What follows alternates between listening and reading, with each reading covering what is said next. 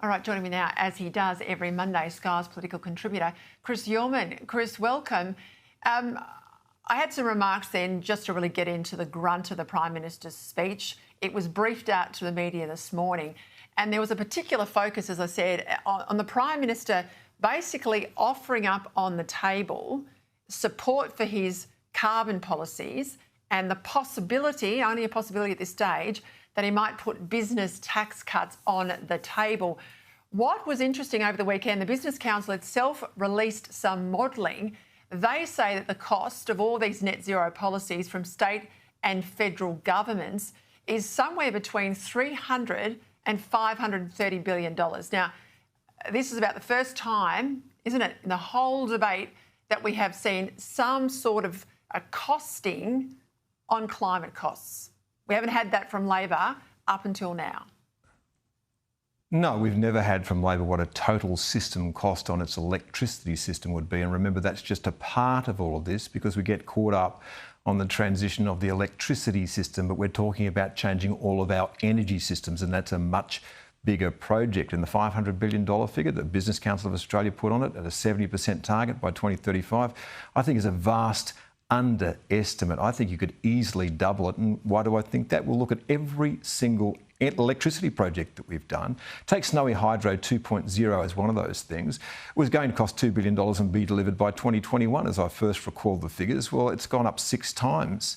And it's nowhere near finished yet. So when we look at these kinds of projects, they are blowing out all over the place. And the Business Council of Australia doesn't seem to understand that what it's signing up to is the deindustrialisation of Australia. You would think, given the big businesses around the table and how dependent they are on competitive energy and competitive labour markets, well, they're not going to ever be able to compete in the labour markets with the likes of Vietnam, Thailand and indeed China, but we used to be able to be competitive in terms of energy. Are they going to find their voice, given we're now in a phase as we get closer to the 2030 targets and obviously these new ones due for 2035, that they are going to the wall? This is not just a esoteric forelock tugging to the green gods at the UN. This now has real impacts on businesses and jobs in Australia. Will they find their voice? No, Peter, I don't think that they will find their voice. They will argue at the margins, but one of the problems that they have now is that their investors, particularly large super funds attached to the union movement, are driving a lot of the desire for this. Now, we set targets, but they're meaningless. We aren't going to hit our 2030 targets, let alone whatever targets they set for 2035, and nobody is going to hit net zero. Let me use an analogy, because things can get bewildering. Say in 2005, Australia was a little fat kid at 100 kilos, and the doctor said, you know what, by 2030, I want you to be 57 kilos. That's a big ask. So after 18 years of trying, we've lost 15 kilos, less than a kilo a year. We now have to move at 5 kilos a year to hit the 2030 target. And by the way, keep that up for another 5 years if we're going to hit the 2035 target. That is simply not going to happen, Peter. So what do we do? I mean, we go to elections and Labor gets returned in the numbers it did back in May. We've got businesses, as I say, feeling firsthand now the ramifications of these very, very high policies that the rest of the world are not adopting. If business won't speak up, if the voters keep voting for Labor, it's almost inevitable that we will deindustrialise ourselves, Chris. What's got to happen? Well, we're in the process of doing it now, Peter, and I think that there has to be catastrophe. Now, what has to happen is that the system has to fall over and the price has to get so expensive that we lose an enormous amount of business. So enormous damage can be done. And I guess the problem in the end is that most people in cities do not have the foggiest idea where their sources of wealth, their sources of food and their sources of power come from. They want to do something to make sure that the environment's protected. They are worried about climate change. And now we have a slogan that goes with that, net zero. Now, it's all been wrapped up into a package that if you believe in net zero, then you're doing something about the climate. But here is the rub on all of that sort of stuff too. We could erase all of the emissions in Australia and have absolutely no effect on the climate. We are 1% of global emissions. But the world isn't doing net zero, Peter. Carbon emissions rise every single year. I've mentioned this many times. We burned more oil, coal and gas last year than we burned as a planet ever before in human history in a single year. and only bigger than the year before that. All we've done is changed where this stuff is getting burned, because you know what? That energy is what makes the world go round. It is embedded in everything that we do. So we can talk a good game on this stuff. Actually delivering, that's much harder. You know, one of the things I've always done as a campaigner is put myself in the shoes of the opponent, try to get my head around the opponent and understand the main game, right? And clearly, for the hard left, the Marxist types, it's always been a long-term objective to wipe out the middle class, to have everybody brought down to the same level where they can, and as dependent upon the state as possible. Energy's sort of doing this for the left. I mean, this is the great leveller. It's wiping out small business. It's got us all dependent mostly on union jobs in terms of job creation over the last couple of years. We're indoctrinated through the schools. You rightly make the point that our ASX 200 companies are basically owned and sold by the big industry super funds pushing their particular climate barrow. Hasn't this, Chris, always been the plan? Well, Peter, you nailed it, I think, a little bit earlier when you said that we were a high labour cost economy during the 20th century, but we were a low energy cost economy, which added up. And I think it was a great thing that Australia was a high wage economy. It was a good decision by our country.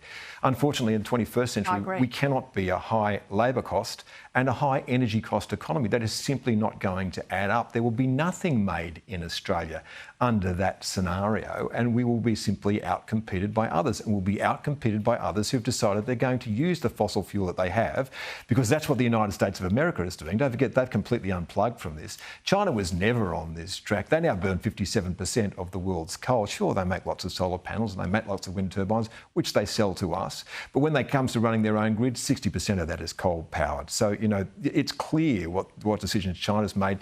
India's the same. We're going to see all of Africa has to come on board. So the world is going to use the resources it has. Australia's made the decision it will not use the resources that it has, which means that we'll pay a price for that. It's as simple as that. And I agree with you that some in this movement, not all, there are lots of really well-intentioned people who believe they're doing something about the climate, but some in this movement absolutely hate the idea of there being cheap and abundant energy, because if they liked that idea, they'd be in favour of nuclear power.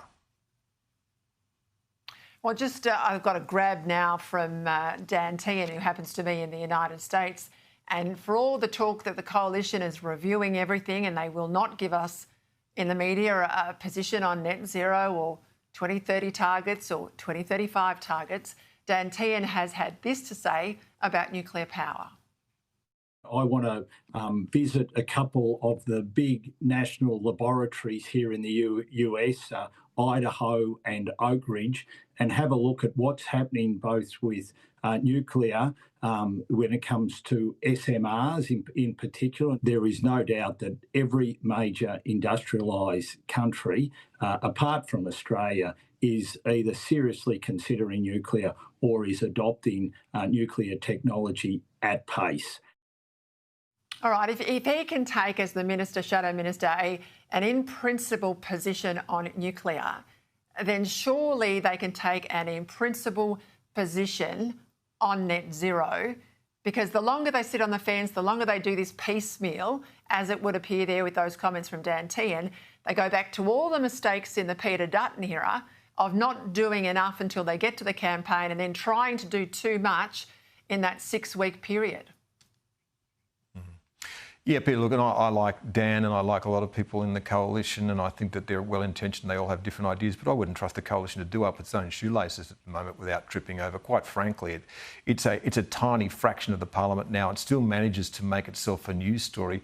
It should forget about talking about net zero and have one target. That target should be Chris Bowen. That's a pretty big target. And quite frankly, that guy, every time he opens his mouth, says something which is challengeable. And all around Australia, there are examples of where his program is going off the rails. All around Australia, there are examples of higher costs, slower delivery, the fact that this system won't work, it will not function as an electricity grid, it will depower Australia. You could do one of those stories a day for the next couple of years and wonder about putting out your policy then. I think that they just need to focus on the government and all talk off the same song sheet. Just give it a year. Just give it a year of making the government the target. Stop talking about yourselves. Words of wisdom there from Chris Uhlmann. I like that. Make Chris Bowen the target. Let's see if anyone in the coalition's listening. Thanks, Chris.